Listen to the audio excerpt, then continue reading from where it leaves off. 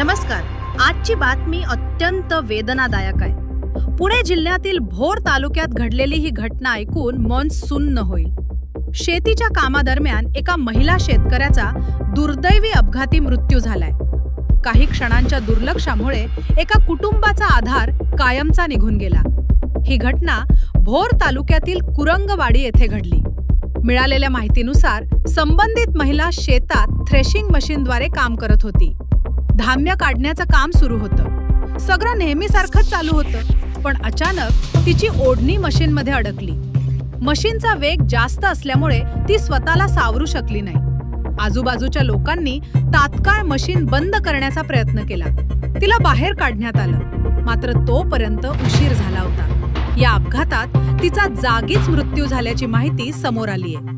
गावात एकच खळबळ उडाली. कुटुंबियांवर दुःखाचा डोंगर कोसळलाय. क्षणभर विचार करा, शेतीचं काम करताना रोज जीव धोक्यात घालावा लागतो का? हा अपघात नेमका कसा घडला? सुरक्षेची साधनं पुरेशी होती का?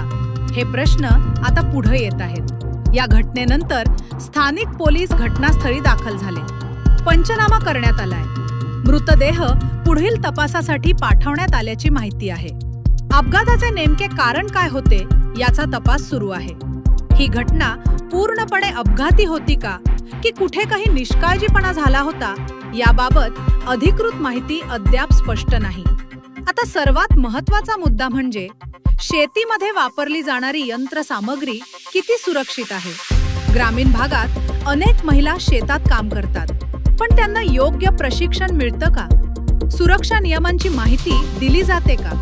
आपण वारंवार पाहतो की थ्रेशिंग मशीन, हार्वेस्टर किंवा इतर उपकरणं अत्यंत शक्तिशाली असतात. त्यांच्याशी काम करताना एक छोटासा चुकीचा अंदाजही जीव घेणा ठरू शकतो. या घटनेमुळे स्थानिक शेतकरी वर्गात भीतीचं वातावरण निर्माण झालं आहे.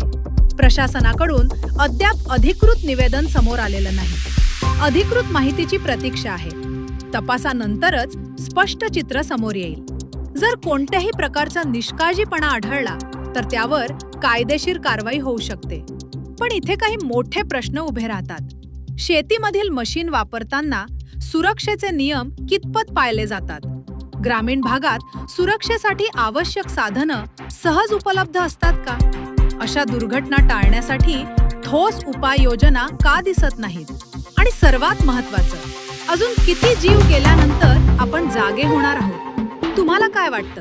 शेतकऱ्यांच्या सुरक्षिततेसाठी वेगळं प्रशिक्षण अनिवार्य करायला हवं का? तुमचं मत नक्की कमेंटमध्ये सांगा.